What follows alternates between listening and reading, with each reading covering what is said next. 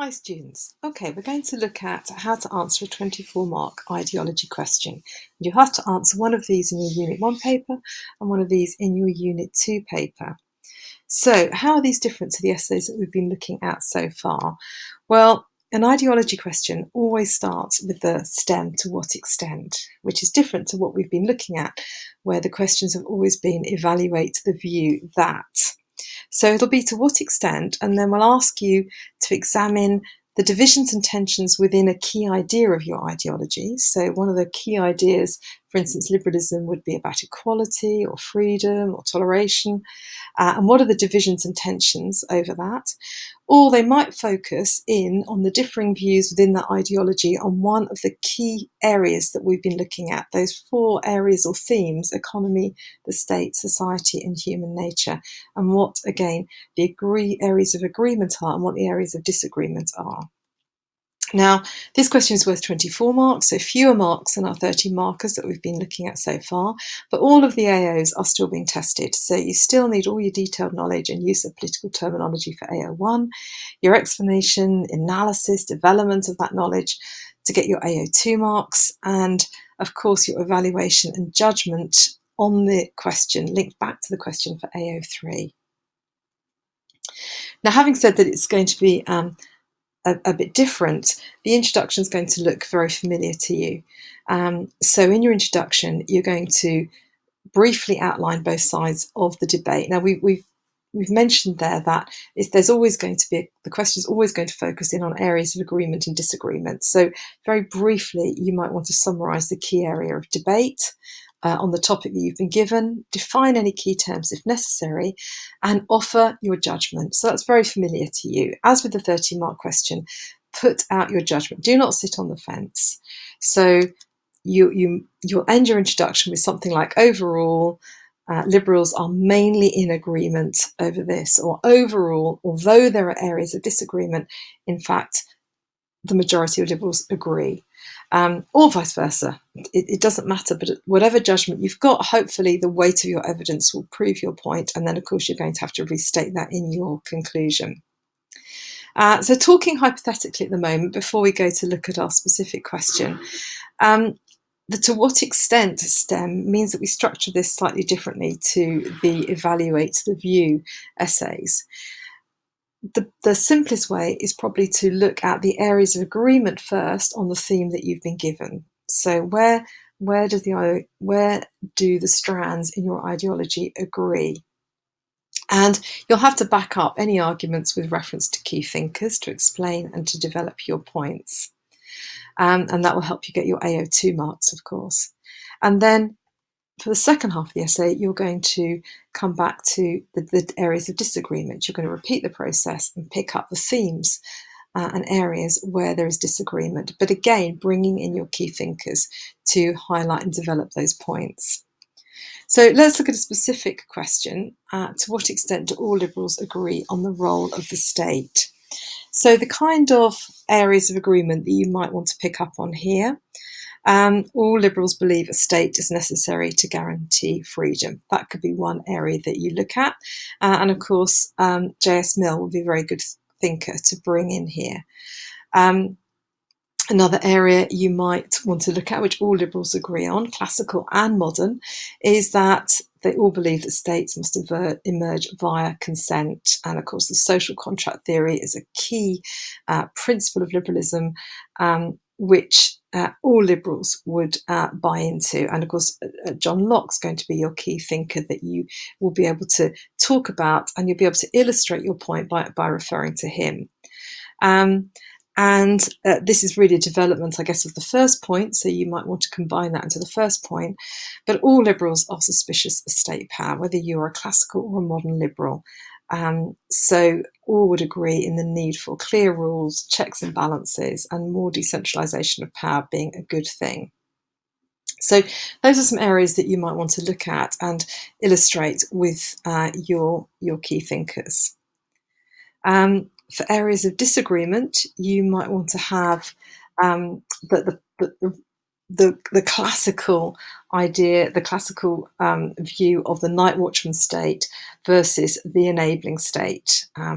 So again, we've got some great thinkers here to bring in: Mill versus John Rawls, in terms of how far the state can go in its intervention in people's lives. Another theme that you can bring out connected with this, of course, is the role of the state in the economy. So the classical liberals, laissez-faire economics, capitalism, versus the idea of having more of an economy where the state is intervening, possibly a more Keynesian economy where the economy is managed. And again, John Rawls will be very much your man on this one. You really need to get to the bottom of why the Liberals disagree on this area. So be careful that you don't just describe areas of disagreement without really getting to grips with why they have this disagreement. So when you're talking about, classical Liberals believing in the sort of the night watchman state versus the enabling state, that is linked very much to their views on freedom. So, the classical liberals would argue that you cannot be free if the state has too much intervention in your life. Whereas, of course, Rawls is arguing that by the state intervening is actually enhancing individual freedom, that it's enabling people to be free, to develop as rational human beings.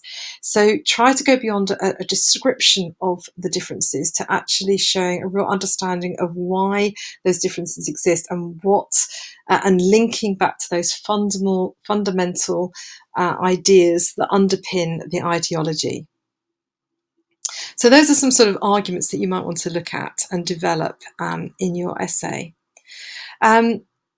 We've automatically been referring to the strands in that answer as we go along. So, a tip there is don't try and write all about a classical view of liberalism first and then the modern view. Bring in the strands as you go through.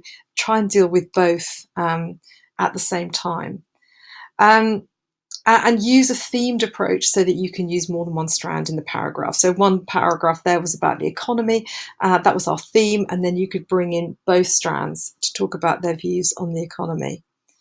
And all paragraphs should contain comparisons of at least two strands. Well, this is very easy for liberalism. We have only got two strands, and the words classical and modern should be cropping up in all of your paragraphs.